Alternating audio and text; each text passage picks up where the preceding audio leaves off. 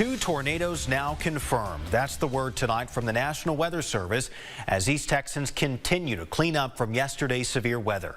Good evening and thank you for being with us tonight. The Weather Service says an EF1 tornado hit north of Lindale near and along County Road 4106. Ashley Turner sent us this video captured as the storm tore through her property in Lindale. You can see the patio furniture being blown off the porch, and just a few moments later you can really see the power of the wind in this next piece of video taking off the top of the tree. KLTV7's JD Conti was out with the Weather Service today as they surveyed the damage. Sounded like you were standing on the side of a freeway. Oh my God!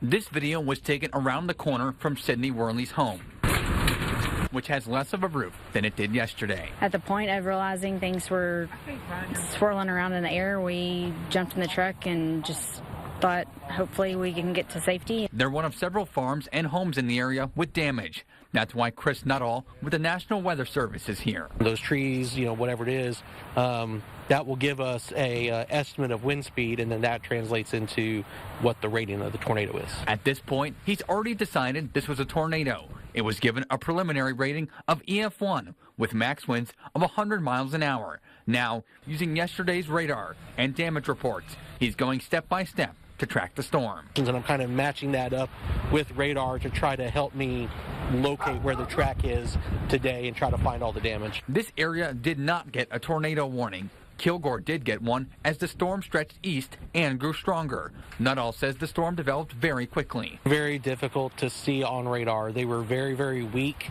They did not really produce strong rotation signatures, which is what we typically look for. There have not been any reported injuries from the storm. Everybody's good and everything's good. Everything can be replaced, but lives can't. Worley says she remembers the devastating 2016 tornado, which hit nearby. Very minimal compared to that one.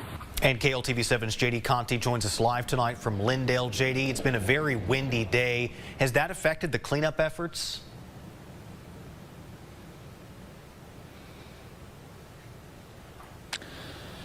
Yeah, Blake, like you said, we had winds almost at 100 miles an hour in this area yesterday, leaving this tree behind me, which, to be fair, has been cut up a decent amount since we were here earlier in the day. And you talked about the wind today. We're still under a wind advisory in Smith County. When we were here earlier today with that NWS crew, like you saw just a second ago, we were dealing with that wind. The homeowners in this area have been dealing with it all day. But despite that, the roads in this area are clear. And some of the neighbors in this area tell me they haven't lost power at all, even since that storm yesterday. And incredibly, no one in the storm was injured, so we're thankful for that. We're also wanting to mention that all of the workers from the NWS in Texas and Louisiana, along with all across the country, are working without pay as the federal government shutdown continues.